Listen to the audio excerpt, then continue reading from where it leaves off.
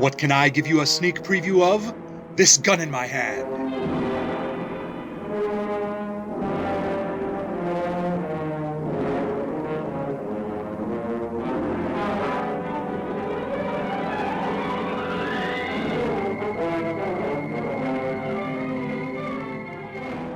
Tonight, instead of bringing you another episode of This Gun in My Hand, because who wants that, really, when you think about it? Tonight we bring you previews of the great radio shows debuting this fall on the Magnum Radio Network, plus a few returning favorites. Does this sound familiar?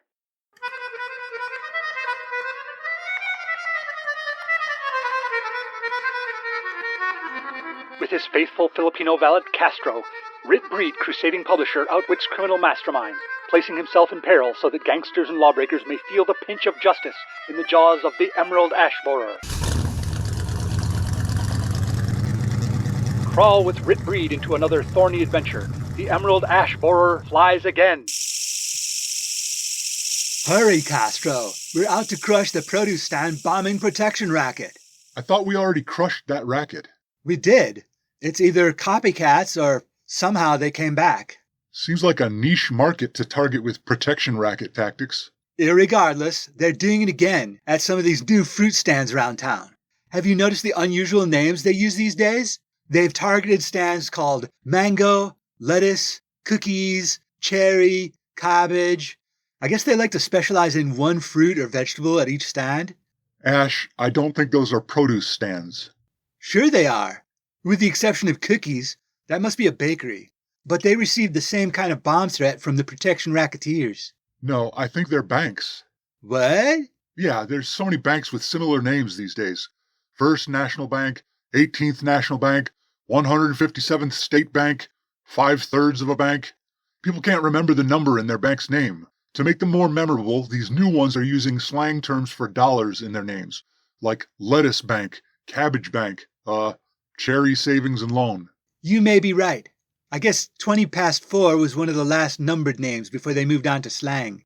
But why mango or cookies? I've never heard those as nicknames for cash. I don't know. Maybe they ran out of slang terms too quickly and just kept going with fruits and vegetables.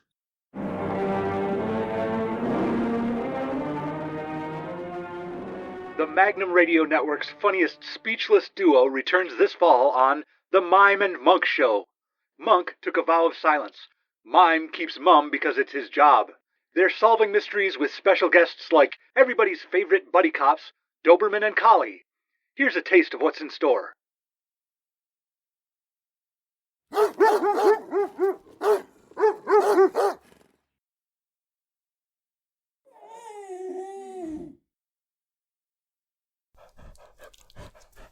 Uh-oh, the boys heard there's a clue somewhere in the nunnery.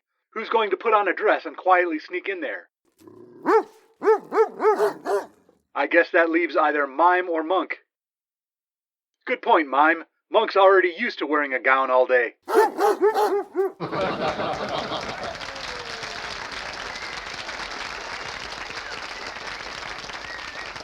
Don't miss the stern police detectives, Doberman and Collie, contrasted with the hilarious silent antics of the Mime and Monk Show, only on the Magnum Radio Network. What's that, Monk? You said it. No, I know you didn't say anything. It's a joke. I can see you're mad, but I can't tell if you're giving me the silent treatment because you're mad or just being silent like you always are. Anyways, this fall on the Magnum Radio Network.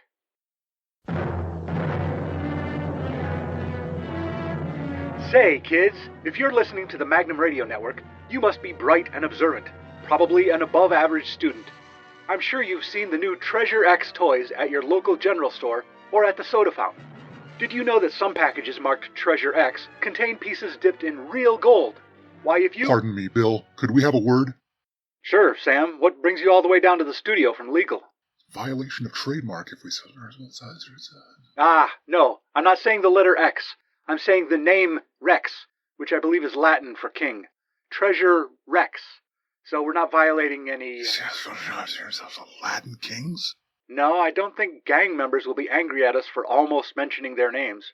Plus, the Latin kings won't form for another 15 years, from what I've heard. Where'd you hear? From the pop culture prognosticator, Catch 2022. Oh. Can I finish the commercial? That's why we have to consider things like... So, sure. Some packages marked Treasure Rex contain pieces dipped in real gold. You get a box of hardened dirt, which you can carefully dig through to reveal a toy monster or robot or mummy. 1 in every 18,000 Treasure Rex packs is guaranteed to contain real gold that the toy has been dipped in. Why, if you found a piece of gold in your toy box, you'd be the talk of the neighborhood. Think of the things you could do with gold.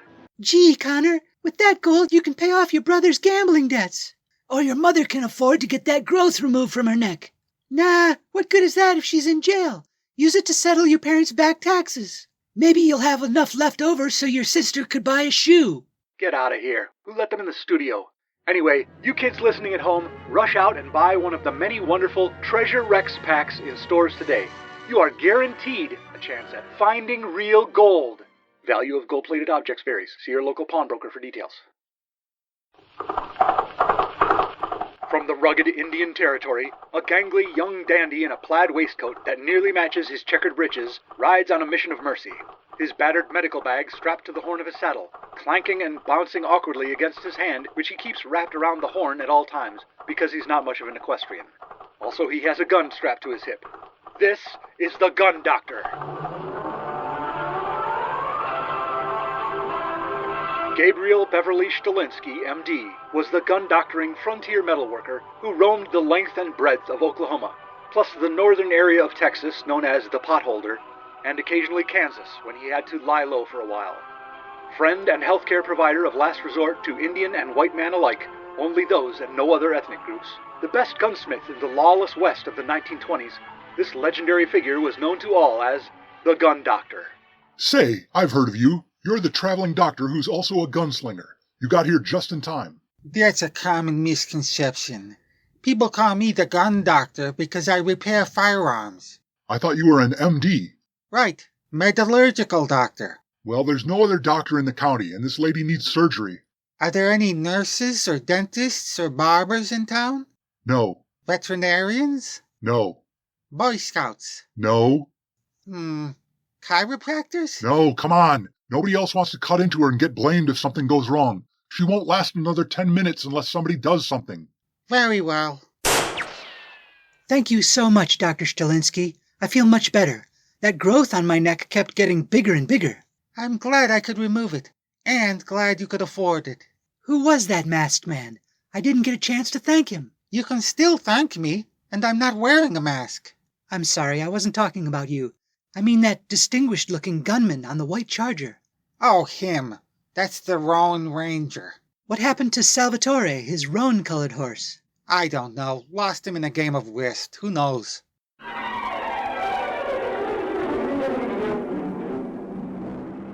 That's The Gun Doctor, Tuesday nights, this fall on the Magnum Radio Network. What else we got? A man cannot live by bread alone, so we're trying to provide food for your mind with news programming and political commentary. You may have heard of our British espionage program that debuted 2 years ago, or maybe you haven't. Apparently not many did. The secret agent in that program was known by his numerical codename, Chap 0. The show was originally intended to present exciting stories you might see in cliffhanger serials at the theater. That's why we called it Chap 0's House of Traps. We've revised the format to appeal to a different audience, with an erudite discussion of current events. Take a listen. Yeah. So, well, right, let's launch into our reading series. This article comes from a new voice at the Galvantic Monthly, Fagin McCardle. She's like... Fagin McCardle is awesome. It says, she writes, critics charge Germany with aggressive action in recent years, but I think the hateful ranting of his opponents will provoke the Chancellor to further defensive maneuvers. How can Germany feel safe with enemies at their borders and within? The Chancellor of Germany is awesome. Now, who would say, why, I love the Chancellor of Germany.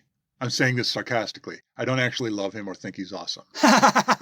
Tickets for the upcoming Chap 0 appearance at the Bell House in Brooklyn go on sale Friday. Listen this fall for Chap 0's House of Traps. Also stay tuned for our news show, Democracy Pow, presented by Stumps Merkel.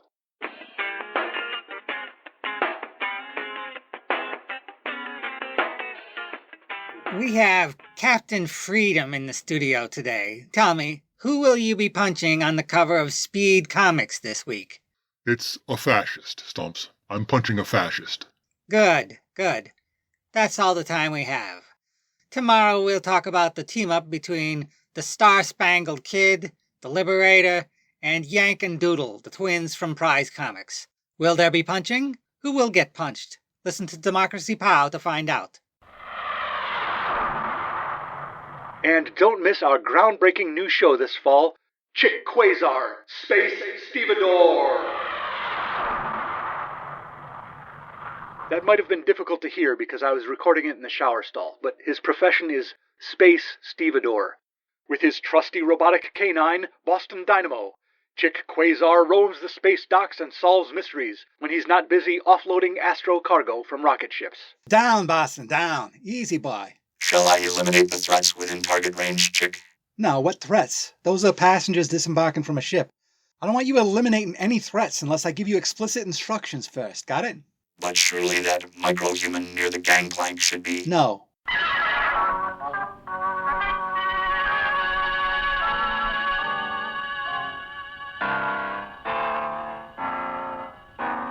Look, I get it. Giving yourself a title is fun. You can call yourself the King of Space or Space Emperor or whatever rank you want. You can even keep calling yourself the Tsar of Space. But you seem pretty normal for a space stevedore. I don't think you're that eccentric.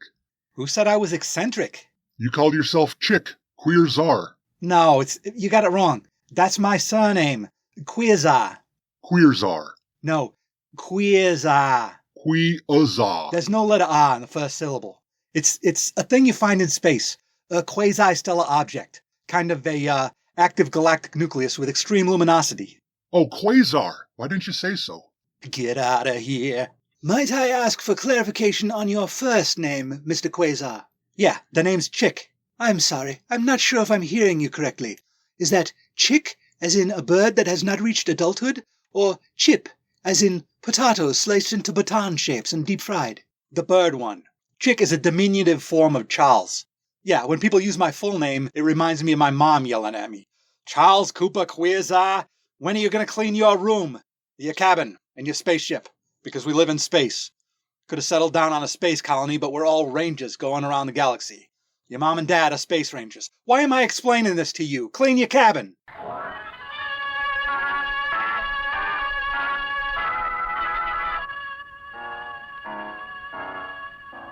The job of Space Stevedore is not limited to loading and unloading astro cargo. There's adventure, excitement, battalions of men with short, sharp names. Killer robots sent by our corporate rivals are attacking the spaceport. Assemble the defense force. Even the cadets. Rocky, Rip, Dirk, Stony, Champ, Rock, Manly Wade Spaceman, Sarge, Boof, Flaps, Crackers. Are you sure you want crackers on this one? That's right, Dirk. Even crackers. We're gonna need everyone before this is through. Call out the triplets. Tig and Arc and Oxyacetylene. Hoppo, Slick, Squiggy, Clicker, Crack, Coke. The Junkyard Robots. Gearbox, Junktron, Bolty, Scraps, Glax 14, Rudy 7. Glax 14, you're just like a space teacher when school's out for the atomic summer. What do you mean, Rudy 7? No class.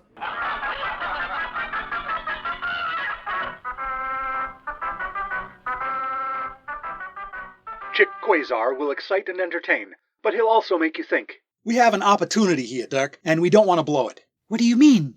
The people on this planet average 4. They're intelligent, but they're far behind us. These primitive beings have none of the technologies that we consider necessary and common in our civilization, like nanofilm in their libraries, or televigilators in their living rooms, refrigerable action units, space wire recorders. We can bring the averages from the steam age into the space age. As long as they don't use the weapons we give them to conquer each other like some kind of... Go ahead, Dirk. Say it. Like savages. Whoa. I was going to say a bunch of saps. You're taking it a step too far here. Well, you said... I didn't call them savages. Jeez. You said they were primitive, which means they're like primates. Well, humans are primates. These averages are not. Oh. But you're right. We need to treat them like morons so they won't kill each other. Maybe start them off slow. Give them space wire recorders to play with.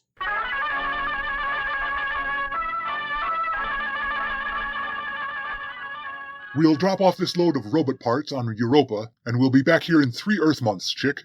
Yeah, I know what a month is, Buck. I'm just trying to be specific. Other planets take more or less time than Earth to orbit the sun or revolve by themselves. I didn't want you to think I meant a Jupiter year. Right. Well, we're all from Earth. If you just say months, we'll know you mean Earth months. I hadn't thought of that. That makes a lot of sense. Anyway, it's at least 390 million Earth miles each way. Earth miles? Is there any other kind of miles? I don't know. I just want to avoid those mistakes the ancients made, where they forgot to convert from English to metric measurements and their space telescope got screwed up. Well, a mile measures just the same on Earth as it is in heaven. Thanks for reminding me. It's payday. Why does that remind you of payday? Because give us this day our daily bread.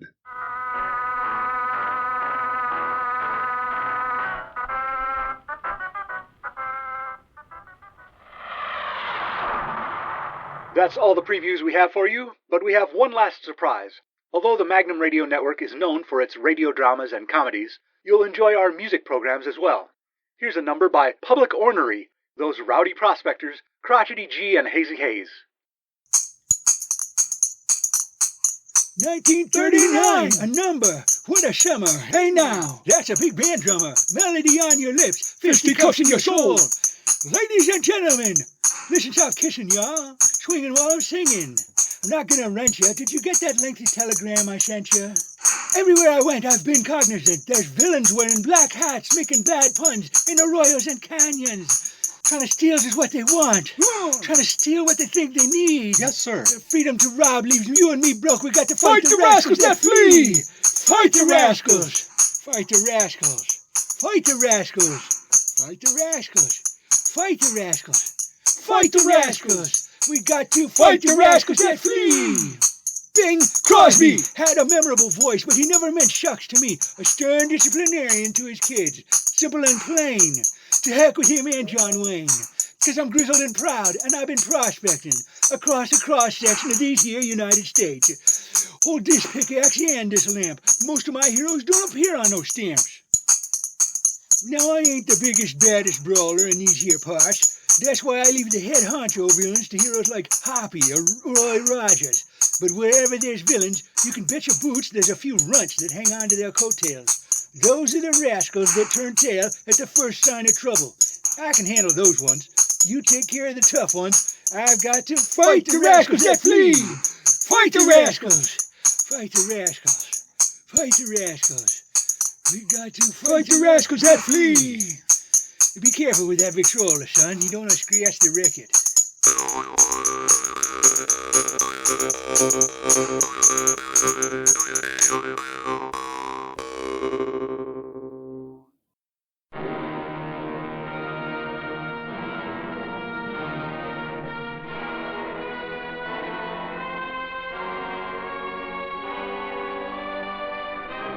Debut Taunts, episode 116 of This Gun in My Hand, was doctored by Rob Northrop.